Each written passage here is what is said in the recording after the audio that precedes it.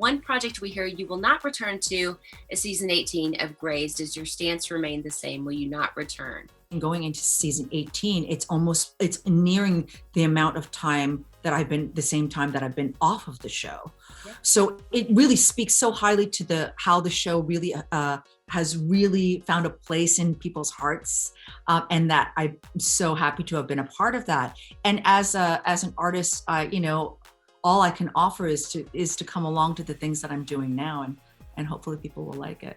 You're eloquent in even saying, I'm not going to go back. My daughter is 14, and everything about me is repellent to her, except the fact that Sandra is in my show, because she's a psychotic Grey's Anatomy fan. And so it's this thing that I'm like leaning on in a way that is so weird. It's a little bit like a guy who's in a Porsche, who's like an inferiority complex, who like drives around in the Porsche, like being like, That's how I am about Sandra to my daughter.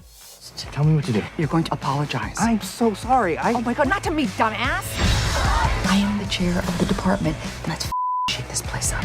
Sandra knocked it out of the park, girl. You were electrifying in this. You did. It's just, there's so many layers to this. Again, heart, humor. You guys are tackling topics like aging, diversity, different cultures head on with that heart and humor. How special did that feel for you, Sandra, to be able to participate in a series like this?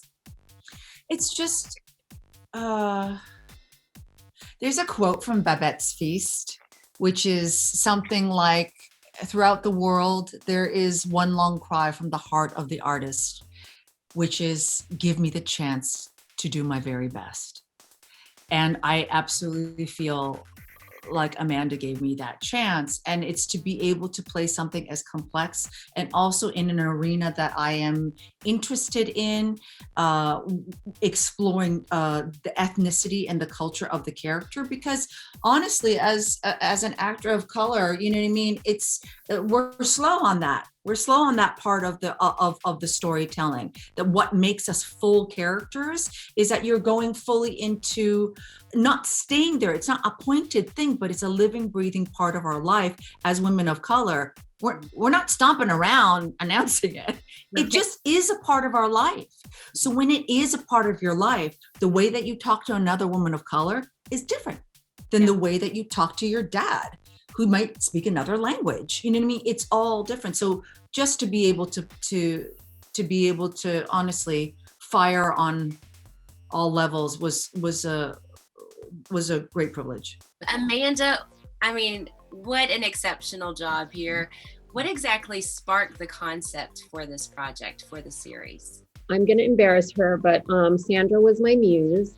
Yeah, I really love the idea of setting something in an English department. And I love the idea of a newly promoted chairperson whose colleague transgresses in the classroom. And I couldn't stop thinking about how it would feel if you not only were maybe slightly in love with this person, but also if you truly believed in your heart that this person was heretofore a person full of decency.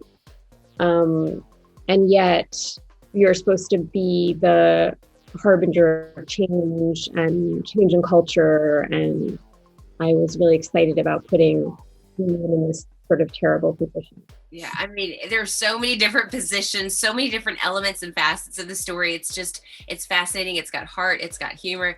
How did you snag Miss Sandra? And of course, to produce, to star, and then the men behind Game of Thrones, maybe AKA your hubby. Well, the funny thing about David and Dan is we kind of worked together anyway. So this was just the first time we did it in an official capacity. But with Sandra, I really just had my heart set on her, and I couldn't really think of anybody else that I wanted for this part. And I felt like it's really hard to find, like all actresses we all think we're like, we read as like super intelligent, but I really couldn't think of someone who could come off as professorial.